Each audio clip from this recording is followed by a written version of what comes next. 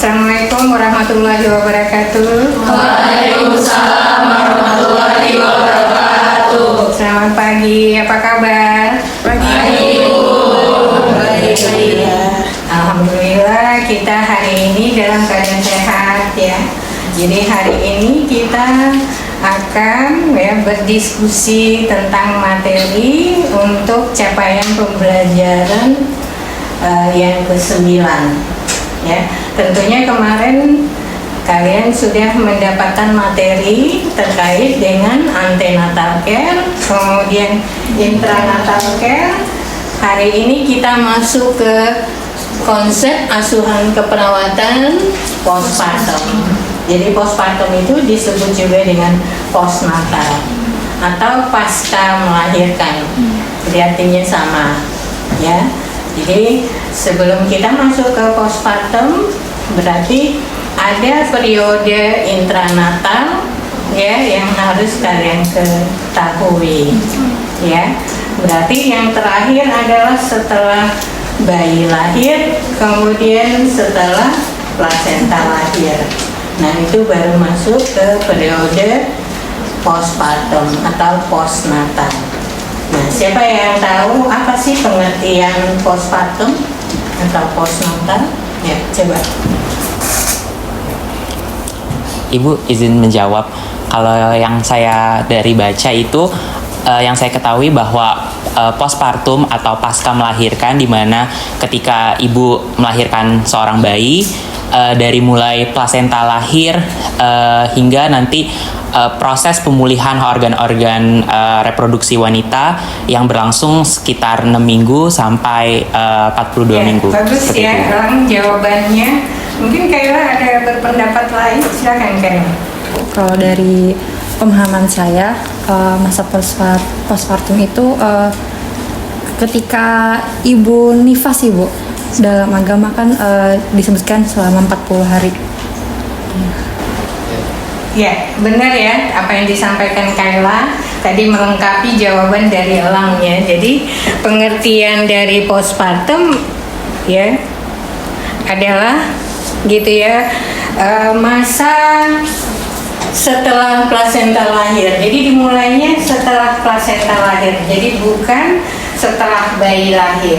Jadi masa postpartum itu setelah plasenta lahir sampai dengan berakhirnya ketika alat-alat reproduksi itu kembali kepada keadaan semula sebelum hamil. Nah, kalian pasti tahu alat-alat reproduksi itu apa saja, seperti rahim, kemudian nanti juga ada yang berpengaruh di situ serviks, vagina, dan lain-lain. Seperti itu ya. Nah, itu yang disebut dengan masa postpartum. Nah, jangka waktunya berapa lama? Gitu ya. Jadi dari plasenta lahir sampai dengan lebih kurang 6 minggu. Makanya masa nifas itu sering juga orang menyebutnya adalah 42 hari gitu ya. Nah itu yang disebut dengan masa nifas.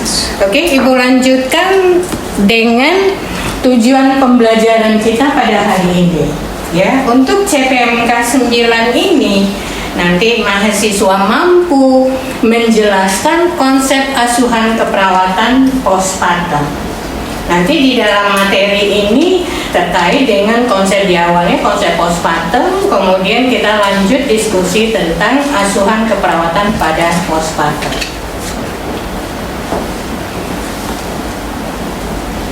Nah, kita juga ya harus mengetahui tahapan masa postpartum itu.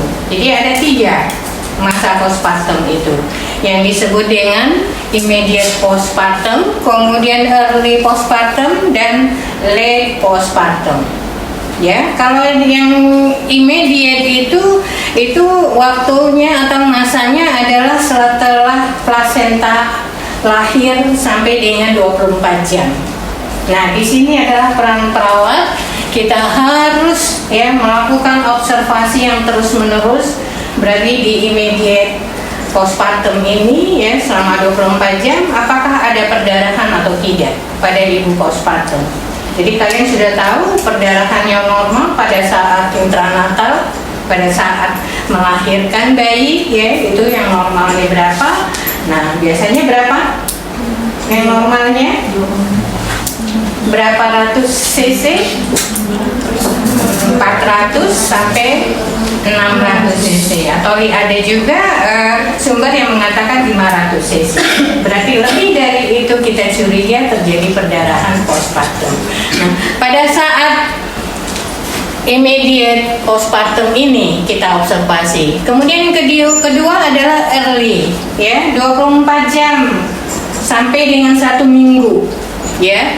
Kita harus memastikan bahwa involusi ini terjadi pada ibu postpartum.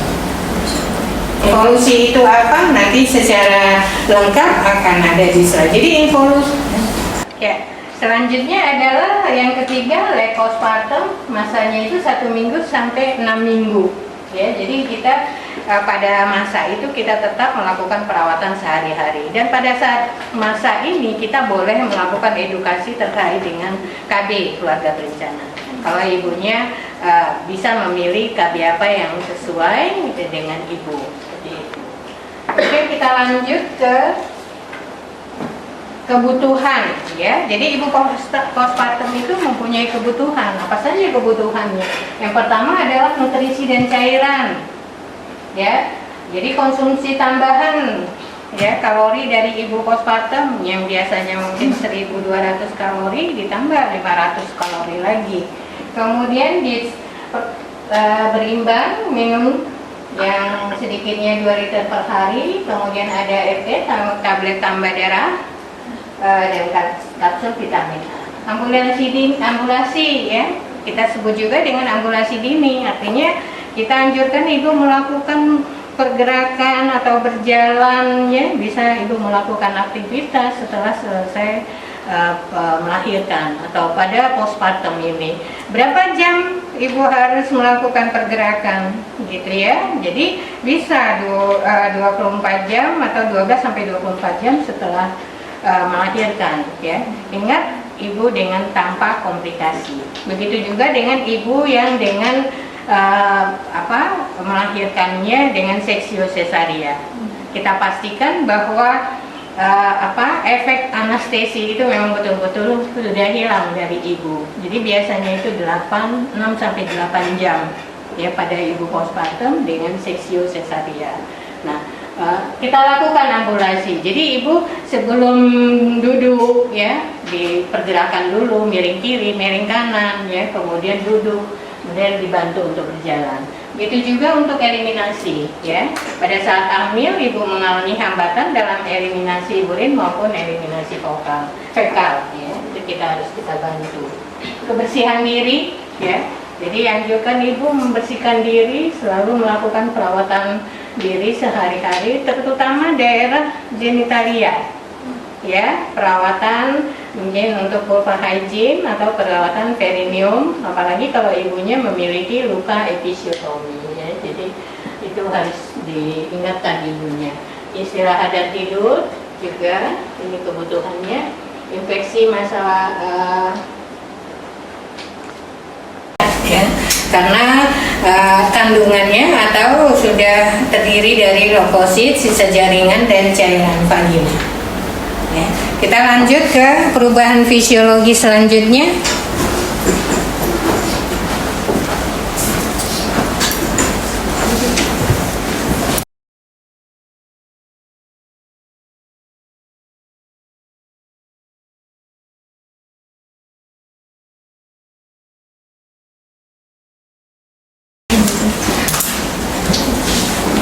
Baik, kita lanjut, ya, untuk membahas adaptasi fisiologi ibu postpartum. Ya, yang pertama adalah adaptasi fisiologi terhadap uterus. Ya, jadi uterus itu mengalami perubahan, ya, dari bayi lahir, kemudian plasenta lahir sampai pada usia 8 minggu. Jadi nanti kalian pada saat pengkajian bisa mengukur tinggi fundus uteri ibu. Itu menandakan bahwa itu adalah terjadi involusi. Ya, ada perubahan-perubahan itu. Ya, perubahan fisiologi selanjutnya adalah pada mami atau payudara. karena efek prolaktin, jadi payudara juga mengalami pembengkakan ya karena ASI sudah mulai berfungsi. Kemudian pada sistem pencernaan, sistem perkemihan, sistem muskuloskeletal maupun sistem endokrin, karena di sini juga hormon-hormon sudah mulai bekerja. Dan selanjutnya perubahan tanda vital ya pada ibu postpartum, kemudian sistem integumen yang biasanya ibu ada plasma gravidarum ya, ada yang hilang, ada juga sebagian menetap plasmanya, atau strie pada dinding abdomen ya, stretch marks ya, itu sering terjadi pada ibu-ibu ya. Selanjutnya adalah perubahan pada sistem kardiovaskular karena ada peningkatan curah jantung. Dan ini akan berangsur kembali menjadi kepada keadaan semula. Selanjutnya adalah adaptasi fisiologis. Selanjutnya adalah adaptasi psikologis pada ibu postpartum. Jadi kita kenal ada 3 fase. Fase taking in, fase taking hold, dan fase letting go. Ya, pada fase taking in, ibu ini masih tingkat ketergantungannya tinggi. Ya, biasanya dia orientasinya masih kepada dirinya. Ya, kemudian juga kalau untuk fase taking hold ini sudah 50-50 ya, bisa jadi dia sudah mulai mandiri atau ketergantungannya masih, berarti di sini perlu support orang sekitarnya. Kemudian yang terakhir adalah fase letting go, kemandirian. Jadi di sini ibu sudah mampu merawat diri sendiri, kemudian juga dia sudah dapat berperan sebagai ibu, gitu ya. Kemudian dalam perawatan bayinya, seperti itu. Izin bertanya Ibu, tadi kan Ibu baru saja menjelaskan tentang adaptasi psikologis pada ibu postpartum ya Ibu. Nah, yang saya ketahui bahwa banyak beberapa kasus pada ibu postpartum yang mengalami baby blues atau depresi postpartum. Nah, pertanyaan saya, bagaimana kami sebagai perawat melakukan pendekatan dalam membantu ibu postpartum yang sedang mengalami baby blues atau depresi postpartum? Seperti pertanyaan yang bagus ya Pak Fatima tentang ya keadaan atau kondisi psikologis pada ibu postpartum. Kita lihat di fase-fase ini, gitu ya. Penyebab misalnya fase taking in itu kenapa? Berarti ada kekecewaan, ketidaknyamanan, rasa bersalah. Ya, kekecewaannya seperti apa? Misalnya ada bayi yang diinginkan jenis kelaminnya tapi tidak sesuai dengan harapan. Ada juga kelahiran bayi yang tidak diinginkan, dia tidak siap ya akan kelahiran bayinya. Nah, itu masalah-masalah yang sering dialami oleh ibu. Ada juga yang masalah kelelahan, stres akibat kelelahan. Nah, itu pada saat itu kita harus ada ya, harus mendampingi ibu. Jangan sampai di fase ini berlanjut sampai ke 3 sampai 10 hari. Kan fase taking in itu hanya sampai 2 hari aja di situ. Berarti selanjutnya ibunya sudah mulai mandiri. Ketergantungan iya tapi minimal. Nah, jangan sampai lagi pada saat fase taking hold berlanjut lagi, karena biasanya baby blues itu sudah mulai di atas 10 hari gitu ya. Nah, tanda-tanda baby blues secara psikologis biasanya ibunya marah-marah yang tanpa sebab gitu ya, menangis tanpa sebab. Nah, itu adalah ciri-ciri ibu yang mengalami baby blues. Nah, kalau itu tidak diatasi juga, dia akan berlanjut ke depresi postpartum. Jadi di sini peran kita. Di fase-fase itulah kita memberikan support dan melibatkan keluarga di dalam mensupport si ibu tadi. Itu dalam hal apa? Berarti dalam hal perannya, kemudian bagaimana kemandirian ibu, gitu, dan masalah-masalah yang dialami oleh ibu sendiri mungkin harus diatasi. Baik, diskusi kita lanjutkan ke asuhan keperawatan pada ibu postpartum. Jadi kita awali dengan pengkajian yang kita lakukan. Pengkajian itu meliputi anamnesa, jadi isinya adalah anamnesa terhadap ibu, ya, apa keluhan-keluhannya. Jangan lupa ya, anamnesanya itu mungkin bisa kita lakukan untuk aspek tadi, ya, psikologis ibu, aspek psikologisnya. Kemudian pemeriksaan fisik head to toe, ya, dan bubble key. Kalau bubble key lebih spesifik. Bubble key itu singkatan dari B-nya itu mungkin bisa kita lihat dari di slide berikutnya. Sorry. Ya. Nah, pemeriksaan fisik dengan Burbage itu di B-nya itu, jadi kita periksa payudara, breast, kemudian uterus untuk mengetahui evolusi tadi, kemudian bowel, fungsi sistem pencernaan, kemudian bladder, fungsi sistem perkemihan, kemudian lochea. Yang tadi ada 3 jenis cairan tadi yang keluar, ya, sesuai dengan hari postpartum ibu.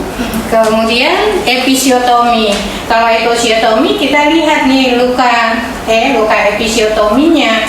Berarti tanda-tanda reda kita lihat. Reda itu untuk melihat apakah ada infeksi atau tidak di situ.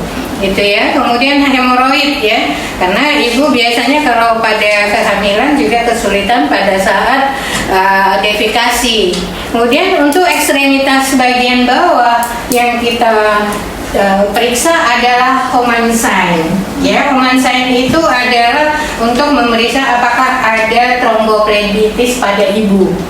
Ya, biasanya kalau kita lakukan dorsofleksi pada kaki bagian bawah, nah ibu mengalami nyeri atau ada merah-merah ya di bawah betis sampai ke paha.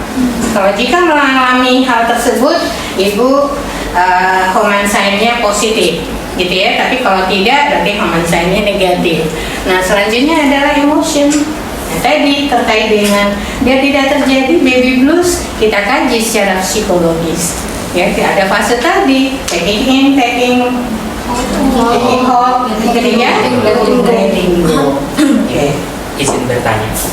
Ibu izin bertanya, tadi yang terkait Homan sign, ibu bilang kalau misalnya ibu yang kita kaji atau ibu postpartum yang kita kaji itu kalau misalnya Homan sign-nya positif, artinya dia ada tromboflebitis gitu ya Bu. Nah, kira-kira ada kaitannya apa sih Bu ketika setelah hamil itu dengan terjadinya tromboflebitis? Ya, jadi kita wajib memeriksa yang E-nya itu ya ekstremitas bagian bawah terkait dengan Homan sign-nya. Kalau terjadi tromboflebitis itu kan terjadi ada hambatannya, harus balik vena gitu ya di ekstremitas ibu, dan itu kan sangat membahayakan ibu gitu ya. Kemudian selain itu juga kita periksa juga ekstremitas bawahnya itu terhadap apakah ada varises atau tidak gitu.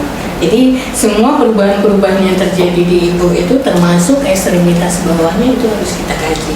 Dan kalau memang itu ditemukan hasilnya ya positif, misalnya Homan sign-nya, kita berkolaborasi dengan dokter ya, dengan medis, karena itu sudah termasuk tindakan medis gitu ya. Ya, diagnosa keperawatan yang kita rumuskan setelah kita melakukan pengkajian tadi, ya. Jadi diagnosa keperawatan yang sering muncul pada ibu postpartum pertama adalah nyeri akut. Kemudian defisit pengetahuan, jadi ibunya nggak tahu cara merawat payudara, ibu tidak tahu cara memandikan bayi, ibu tidak tahu teknik menyusui, ya. Dan banyak masalah-masalah yang dialami oleh ibu. Ya, kemudian menyusui tidak efektif. Ya, masalah menyusui tidak efektif juga penyebabnya banyak. Pertama, ketidakadekuatan refleks oksitosin, kemudian ketidakadekuatan suplai ASI, atau hambatannya dari si bayi sendiri karena bayinya menyusui tidak bagus gitu ya. Latch on, perlekatan gitu ya mulut bayi ke payudara itu tuh kurang baik ya.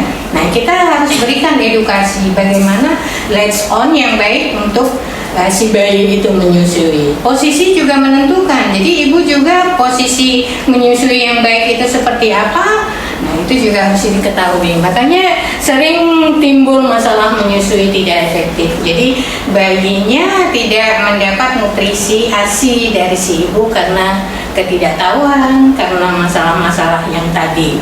Kemudian yang keempat adalah risiko infeksi. Kita tahu ibu mengalami ada luka episiotomi ataupun bisa aja ruptur ya pada saat persalinan. Nah, ini berisiko terjadinya infeksi. Nah, masalah-masalah ini harus kita atasi sesuai dengan penyebabnya. Oke, selanjutnya kita sudah merumuskan diagnosa keperawatan. Kemudian kita tentukan juga apa rencana intervensi kita. Di slide Ibu contohkan, ini adalah intervensi keperawatan untuk masalah menyusui tidak efektif. Nah, tinggal kalian tentukan apa sih penyebab menyusuinya tidak efektif, gitu ya. Ketidakadekuatan refleks oksitosin, berarti nanti tindakan keperawatannya apa yang kita lakukan? Pijat oksitosin. Oke, bagus. Kalau karena ibunya tidak dapat mengetahui cara menyusui yang baik, berarti tindakan keperawatannya apa? Edukasi, laktasi, manajemen laktasi atau edukasi menyusui atau teknik menyusui. Jadi kita lihat di rencananya ini ya apa masalah keperawatannya, kemudian penyebab masalahnya itu apa. Jadi intervensi kita ke sana nanti. Kita tadi sudah diskusi tentang konsep postpartum dan asuhan keperawatan pada ibu postpartum. Sekarang Ibu tampilkan skenario kasusnya. Coba kalian lihat skenario kasusnya. Ya, data subjektif. Berarti apa yang dikeluhkan oleh ibu? Ya, silakan kalian catat. Jadi perhatikan ya skenario kasusnya untuk data objektif. Ya, ada ibu mengeluhkan nyeri di daerah perineum. Ya, di perineum kemudian ada luka episiotomi. Kemudian ibu merasa lelah dan kesulitan tidur. Ya, dan kemudian ibu juga khawatir ASI-nya tidak cukup. Berarti ASI-nya masih sedikit keluarnya. Ya. Nah, untuk data objektif kita lihat data objektif si ibunya.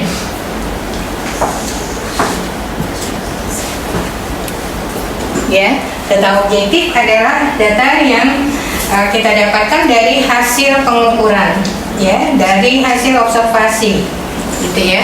Luka episiotominya ada, tampak masih kemerahan, ya, payudara membesar, dia ada pembengkakan, kemudian refleksi bayi tapi baik, ya, bengkai bawah, berarti tidak ada tromboflebitis dan mobilisasi juga terbatas. Gitu ya. Nah, kira-kira dari kasus yang ini masalah utama pasiennya apa atau masalah ibu postpartumnya apa ya?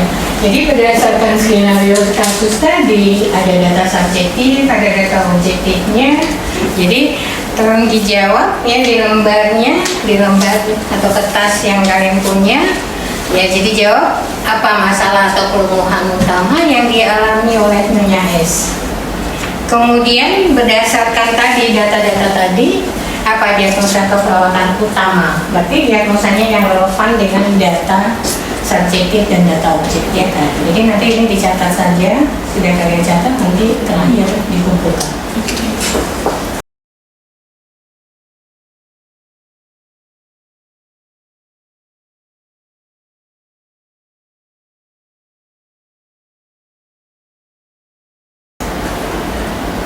Oke, jadi soal skenario kasus ini ya sudah kalian jawab, nanti kalian kumpulkan setelah pembelajaran ini. Oke? Nah, selanjutnya Ibu mau tanya, apakah materi yang Ibu jelaskan tadi sudah jelas? Jelas.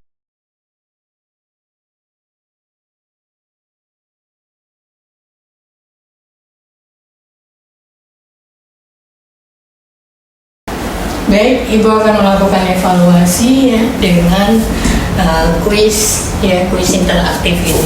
Nanti kalian menjawabnya serentak ya. Kalau Ibu udah klik mulai, baru kalian mulai mengisi.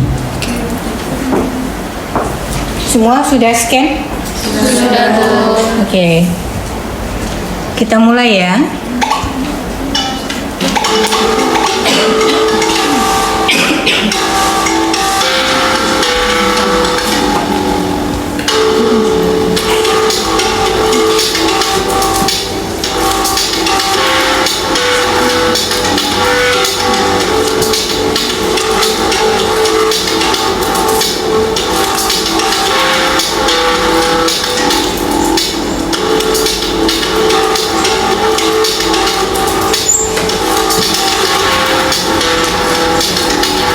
Semua sudah menjawab ya soal-soal tadi yang sudah diberikan. dan kita lihat hasilnya. Jadi kita lihat hasilnya 5 teratas. Nah, Fatima. Ya, yuk angkat tangan Fatima. Ya kita beri aplaus. Kemudian yang kedua adalah Alfitri. Ya kita beri aplaus. Kemudian Aisyah, Sally, dan Amiza Fadia.